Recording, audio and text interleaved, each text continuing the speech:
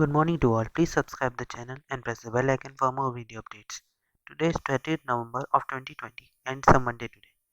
चलिए आज एनालिसिस शुरू करने से पहले कुछ क्वेश्चंस पूछ लेते हैं, आप उनका जवाब कमेंट सेक्शन में दें। जैसे पहला क्वेश्चन है, यूजीसी के चेयरमैन कौन है इस वक्त?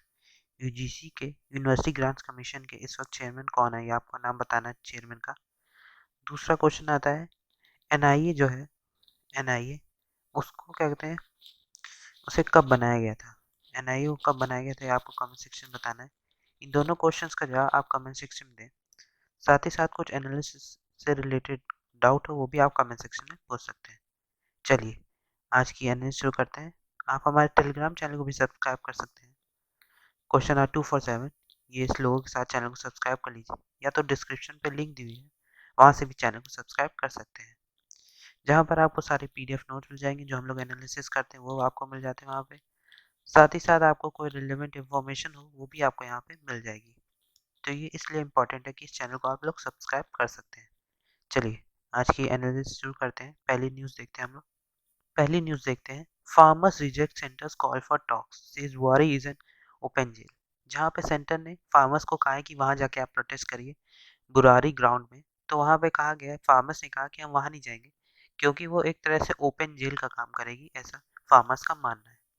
तो फार्मर्स जो है देख सकते हैं आप, जैसे ये जो सिंघू बॉर्डर है वहाँ पे पूरा प्रोटेस्ट कर रहे हैं, पूरी तरह से ब्लॉक कर रखे हैं वो लोग, और बहुत लार्ज अमाउंट में फार्मर्स हैं, लार्ज नंबर में फार्मर्स हैं, जहाँ पे बिल्कुल तरह से प्रोटेस्ट हो रहा है फार्मर्स बिल के लिए। तो इस न्यूज़ में वही बात की गई है, और उसमें कहा गया centre's condition to hold talk is an insult to farmers, कि जहाँ पे बुरारी ग्राउंड में जहाँ पे कहा जा रहा है कि वहाँ आप आइए, वहाँ पे बात होगी सेंटर से, डायरेक्ट से सेंटर से बात होगी, तो क्या कहते हैं, उन्होंने कहा कि हम सिंघू बॉर्डर पॉइंट को नहीं छोड़ेंगे, हम वहाँ बुरारी ग्राउंड नहीं जाएंगे, वो एक तरह से ओपन जेल का काम करेगा। और उसी तरफ कल मन की बात जो हुआ उसमें पीएम ने कहा reforms have brought new opportunities, कि जो नए रिफॉर्म जो अमेंडमेंट हुआ है, जो नए 3 सेंटर फॉर्म बिल्स आए हैं, वो उसमें नई अपॉर्चुनिटीज मिलेगी फार्मर्स को, ऐसा उनका कहना था।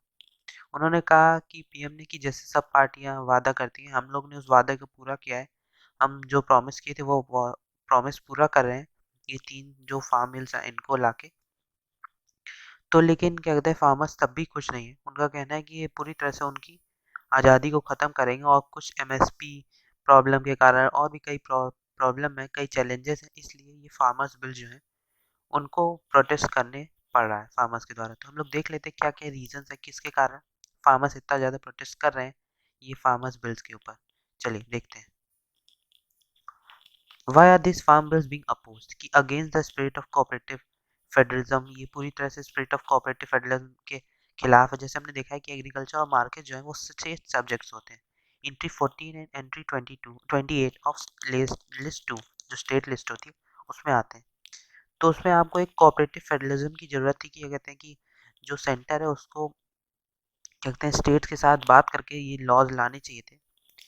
Second reason justification by centre, जो जस्टिफिकेशन चाहिए सेंटर के द्वारा, कि जैसे कि ट्रेड और कॉमर्स इन फूड आइटम जो है वो एक तरह से कंकरेंट आइटम्स में आता है, वो दस गिविंग इट कॉन्स्टिट्यूशनल प्रॉपर्टी, कि उसे पूरी तरह से कॉन्स्टिट्यूशनल प्रॉपर्टी करना गलत बात है।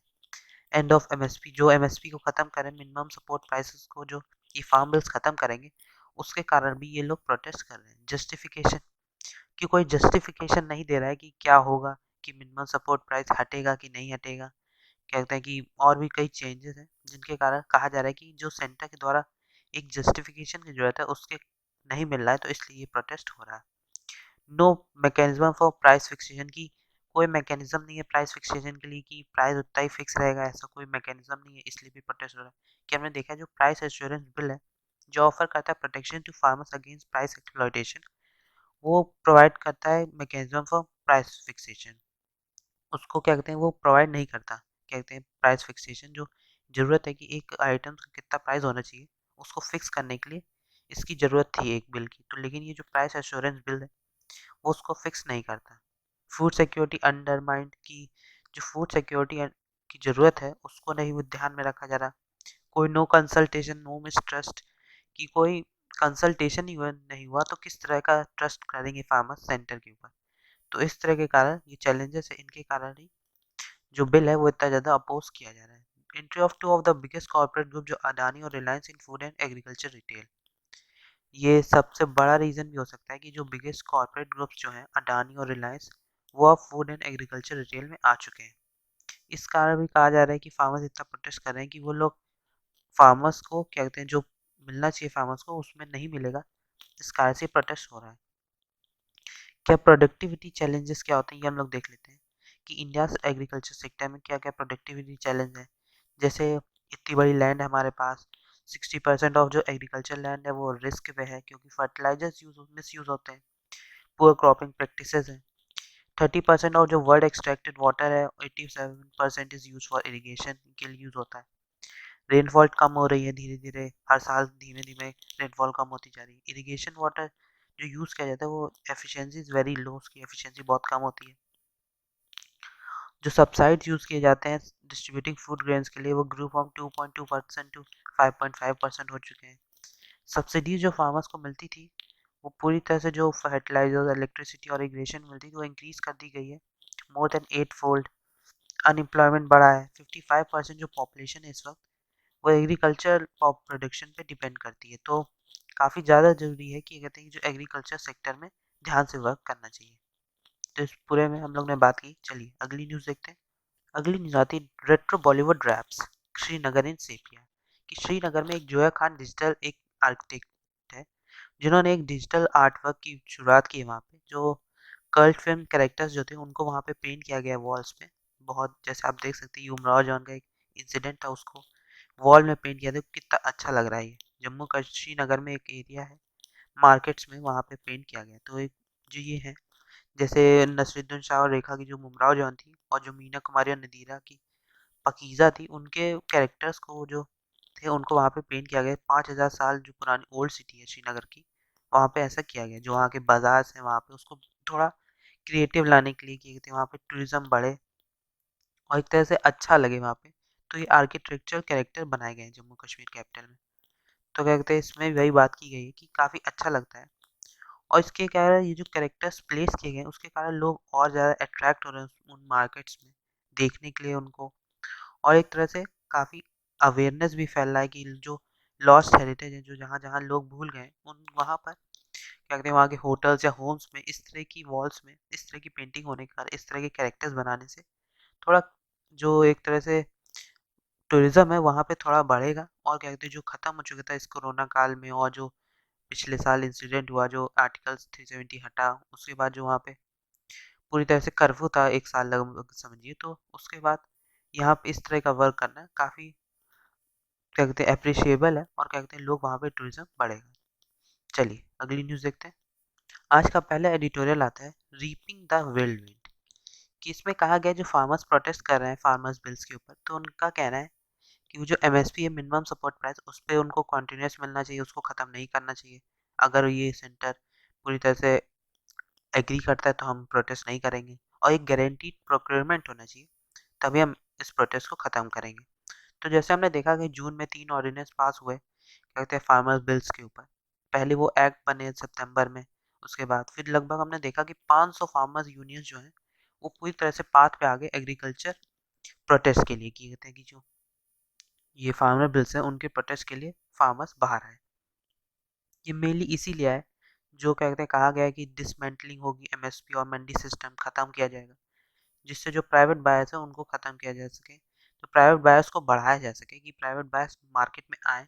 तो उससे फार्मर्स को दिक्कत हो सकती है, इसलिए फार्मर्स इसको प्रोटेस्ट कर रहे हैं। इसमें कहा गया है कि फार्मर्स सेंटर चाहता है कि गारंटी हो प्रोक्योरमेंट एट एमएसपी पे, कि सेंटर क्या कहते हैं गारंटी दे कि कहते हैं वो एमएसपी को बनाए रखेगा, मंडी सिस्टम को बनाए रखेगा, तभी हम इसको ख़त्म करेंगे प्रोटेस्ट को। तो ऐसा इसमें कहा गया है।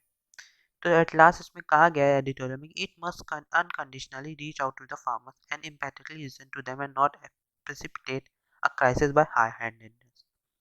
कि इस वक्त चाहिए क्या कहते हैं कि सेंटर फार्मर से बात करें, यूनियन लीडर्स हैं उनसे बात करें और देखें कि उनकी क्या दिक्कतें हैं, और उन दिक्कतों को पूरी तरह से सॉल्व करने या सुन के क्या कहते हैं उसका कोई सॉल्यूशन ढूंढने की क्या कहते हैं सोचे। और क्या कहते हैं इस तरह की कंडीशन जो क्राइसिस, अभी तो कोरोना ख़त्म भी नहीं हुआ और तब भी इतना ज़्यादा प्रोटेक्ट चल रहा है, तो स्प्रेड ना हो इस प्रोटेस्ट के कारण कि स्प्रेड बढ़ जाए। तो इसलिए सेंटर को चाहिए कि वो बात करके इस सॉल्यूशन ढूंढे इसका एमएसपी जो कह रहे हैं वो लोग बात कर रहे हैं उसकी गारंटी दे या जो उसका सॉल्यूशन वो ढूंढ सके वो करे।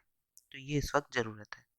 चलिए अगली एडिटोरियल देखते हैं। अगला एडिटोरियल आता है clear the fog draw clear vaccination policy. कि इसमें कहा गया है जैसे हमने रोज ही बात करते हैं एक एडिटोरियल जरूर आता है वैक्सीनेशन पे कि जैसे हमने देखा है वैक्सीन एक मेजर रोल प्ले करेगी human mastery over infectious diseases.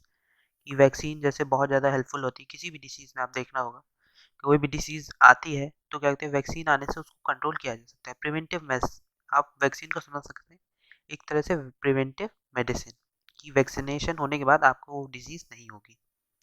तो इस तरह की जो हमने देखा है कि जो हर्ड इम्यूनिटी होती है जैसे कि कुछ लोगों को इन्फेक्शन बढ़ चुका है तो जैसे इन्फेक्टेड इन्फेक्टेड इन्फेक्टेड चार तर, चार पांच लोग हैं तो ये चार लोग इन्फेक्टेड हैं तो बीच वाला हर्ड इम्यूनिटी से इन्फेक्टेड थे वो लोग सही हो चुके हैं।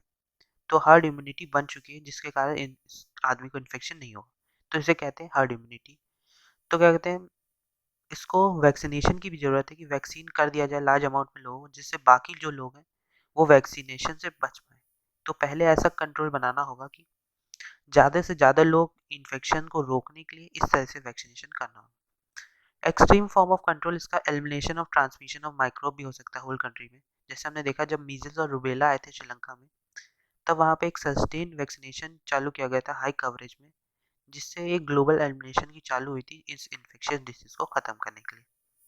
तो इस तरह की कई जगह देखा गया है जैसे इस वक्त हमने देखा है कि जो 3 वैक्सीन कैंडिडेट्स हैं कोविड-19 जिनको कहा जाए कि 90 टू 95% प्रोटेक्टिव एफिशिएंसी है जिसमें एक फाइज़र बायोनटेक वाला है, मॉडर्ना है, गेमेलिया इंस्टीट्यूट की स्पुतनिक वी। तो ये जो 3 वैक्सीन कैंडिडेट्स हैं कहा जा रहा है कि जल्दी लॉन्च की जा सकती है लिटिल यूज़ के लिए, कि कम यूज़ के लिए ऐसा चालू किया जा सकता है। तो इसमें ये भी हमने देखा है कि मिक्स्ड सिग्नल जैसे हमने देखा है कि जब बिहार के इलेक्शंस थे तो एनडीए गवर्नमेंट ने कहा था कि जब भी वैक्सीन बनती है तो सबसे पहले जिन लोगों को मिलेगा वो बिहार के लोगों को मिलेगा। तो ऐसा उनका मोटो था एक तरह से उन्होंने अपने मोटो में कहा था कि वैक्सीनेशन सबसे पहले हम फ्री ऑफ कॉस्ट बिहार के लोगों को देंगे। उन्होंने पूरी तरह से क्लियर भी किया आईसीएमआर द्वारा अब तो देखना है जब वैक्सीन मिलती है तो सबसे पहले कौन कौन से देश के या कौन से लोगों को वैक्सीनेशन किया जा सकता है। इम्पॉर्टेंट पॉलिसी इशू इसमें ये भी है कि vaccination should be confined to only uninfected individual की जो वैक्सीनेशन है जो अनइन्फेक्टेड इंडिविजुअल्स हैं उनको वैक्सीनेशन पहले किया जाए। क्यों जो इन्फेक्टेड थे और जो क्योर हो चुके हैं उनके अंदर इम्यून सिस्टम ग्रोथ कर चुका है तो उनके में जल्दी इन्फेक्शन बढ़ना काफ़ी कम चांसेस है लेकिन तब भी लोगों के अंदर हो रहा है। तो सबसे पहले ज़रूरी है कि जो अनइन्फेक्टेड पीपल्स हैं उनको वैक्सीनेशन किया जाए। इसमें एक क्वेश्चन अराइज होता है कि फॉर जैसे कोविड-19 एंटीबॉडीज है या टी सेल इम्यूनिटी है be tested for reserving candidate for non immune person की जो वो रिजर्विंग कैंडिडेट्स जो हैं वैक्सीनेशन है वो सिर्फ नॉन इम्यून पर्सन्स के लिए है पहले। एक क्वेश्चन इसमें ये भी आता है कि जो पॉलिसी है वैक्सीनेशन की क्या है चिल्ड्रंस के लिए जो छोटे बच्चे हैं उनके लिए क्या पॉलिसी है और जो टीचर्स एंड स्टूडेंट्स हैं जो स्कूल्स में जा रहे हैं जो रीओपन हो चुके हैं कुछ स्कूल तो उनको सेफ है पहले उनको वैक्सीनेशन करना चाहिए कि बाकी लोगों को। तो इस तरह के कई क्वेश्चंस इसमें अराइज हुए। तो एट लास्ट इसमें कहा गया कि सेंटर और स्टेट को गवर्नमेंट को एक साथ मिलके कई जनरल और हेल्थ डिपार्टमेंट में वर्क करना होगा कि जो चैलेंजेस हैं protect the life of the citizens जो लोग हैं उनकी लाइफ बचाने के लिए हमें एक तरह से ऐसे वर्क करना होगा कि हम इस कोरोना वायरस को कंट्रोल कर सकें स्प्रेड को रोक सकें ऐसा वर्क करना होगा। एट लास्ट इसमें कहा गया है with will and wisdom we can and should accomplish this कि हम कर सकते हैं और करना भी चाहिए समझदारी से कि हम वैक्सीनेशन ऐसे करें कि हर कोई उससे बच सके इन्फेक्शन रोक सके। चलिए अगली न्यूज़ देखते हैं। अगली न्यूज़ आती है centre murdering democracy Jammu and Kashmir कि सेंटर जो है वो पूरी तरह से ख़त्म कर रहा है डेमोक्रेसी को जम्मू एंड कश्मीर में ऐसा इसमें कहा गया। तो इसमें कहा गया है they are murdering democracy while conducting the district development council. जो डिस्ट्रिक्ट डेवलपमेंट काउंसिल पोल्स जो आ रहे हैं वो पूरी तरह से जो डेमोक्रेसी उसको ख़त्म कर रहे हैं और जो मेयर्स इलेक्शन हैं उनको बिल्कुल अलग तरह से कर दिया। जो गुपकर अलायंस है जो कैंडिडेट्स हैं अब हम लोग देख लेते हैं गुपकर है क्या। गुपकर डिक्लेरेशन के बारे में आपने बहुत सुना होगा गुपकर अलायंस के बारे में सुना होगा देख लेते हैं हम लोग क्या है ये गुपकर डिक्लेरेशन। जो अभी गुपकर डिक्लेरेशन था सेकेंड पहला बहुत पहले आया था अभी गुपकर डिक्लेरेशन 22 अगस्त 2020 में है। जो लीडर्स हैं 6 पॉलिटिकल पार्टीज़ के उन्होंने एक मीटिंग और साइन किया गुपकार टू डिक्लेरेशन, जो रिन्यू करेगा, रिजॉल्व करेगा वहाँ के 2019 डिक्लेरेशन को जो साइन किया गया था। ये 6 मेन लाइन पार्टीज है जो वहाँ पे उन्होंने मिलके इसे पॉलिटिकल रेजिस्टेंस के लिए बनाया, कि इसे पीपल्स अलायंस के नाम से भी बताया गया है। जो गुपकार डिक्लेरेशन पहला था वो 4 अगस्त 2019 में साइन किया गया था। ऑल पार्टी मीटिंग जो हुई थी Gupkar road residence of NC supremo जो है फारूक अब्दुल्ला उनके उसमें, जहाँ पे साइन किया गया था एनसी द्वारा, PDP, CPI M, Congress, Jammu and Kashmir people conference, Awami national conference, इनके द्वारा इसे साइन किया गया था। इसमें यह भी कहा गया जो आर्टिकल 35A जो हटाया गया है, जो गारंटी करता था specific right to permanent residence of the former state, was also repeal. तो उसके बाद इसे लाया गया था गुपकार डिक्लेरेशन पहला। फिर कुछ लोगों के जो सीनियर पॉलिटिकल लीडर्स ने मिलकर इसको अंडर हाउस अरेस्ट किया गया। जो सीनियर वहाँ के पॉलिटिकल लीडर्स थे उनको पूरे से हाउस अरेस्ट कर दिया गया था, और 1 साल के बाद लगभग उन्हें अभी कुछ महीनों पहले ही हाउस अरेस्ट से ख़त्म किया गया है। और वहाँ पे पूरी साल भर एक साल पूरा वहाँ पे एक तरह से कर्फ्यू टाइप का वहाँ पे पूरे साल था। चलिए अगली न्यूज़ देखते हैं। अगली न्यूज़ आती है एसआईआई कॉल्स एलिगेशन मैलिशियस, कि सेरम इंस्टीट्यूट ऑफ इंडिया ने इस एलिगेशन को मैलिशियस कहा, जो एक फर्म ने says volunteers falsely blaming vaccine trial for इस मेडिसिनल प्रॉब्लम्स, की जो वैक्सीन ट्रायल्स एक वॉलंटियर के ऊपर हुए हैं उसने उसको क्या कहते हैं जो उसकी मेडिकल प्रॉब्लम्स थे उसको इस वैक्सीन ट्रायल से जोड़ दिया, और कहा है कि इस वैक्सीन ट्रायल के कारण ही उसे इस तरह की प्रॉब्लम्स हुए। तो इस पर एसआईआई ने कहा है कि ये पूरी तरह से जो एलिगेशन है पूरी तरह से गलत है, और ऐसा एसआईआई का कहना है। तो हम लोग देख लेते हैं ये सीरम इंस्टीट्यूट ऑफ इंडिया को अलग से क्या है। ये एक तरह से एक मैन्युफैक्चरर है immunobiological drugs including vaccine in India का। इसे फाउंड किया गया था साइरस पूनावाला द्वारा 1966 में, और ये वर्ल्ड्स लार्जेस्ट वैक्सीन मेकर भी है, producing and selling more than 1.3 billion dose globally every year. ये पूरी तरह से प्राइवेट लिमिटेड है, और ये फार्मास्यूटिकल्स वैक्सीन इस इंडस्ट्री है साइरस एस पूनावाला द्वारा इसे स्टार्ट किया गया था। इसका हेडक्वार्टर पुणे महाराष्ट्र में है, और ये पूरे वर्ल्ड को कवर करता है। इसके की पीपल जो इस वक्त प्रेसिडेंट है वो अदा पूनावाला है, और इसका जो जो क्या कहते हैं रेवेन्यू है वो लगभग 595 डॉलर मिलियन डॉलर है। 2015 में इतना था। Net income 295 million dollar. तो काफ़ी वर्क करता है, पूरी वर्ल्ड वाइड ही इसकी वैक्सीन जो है पूरे वर्ल्ड जाती है। तो चलिए आज के लिए इतना ही। Thank you very much. अगर आपने चैनल को सब्सक्राइब नहीं किया तो चैनल को सब्सक्राइब कर दें, और प्लीज़ लाइक बटन जरूर दबा दें। Thank you very much.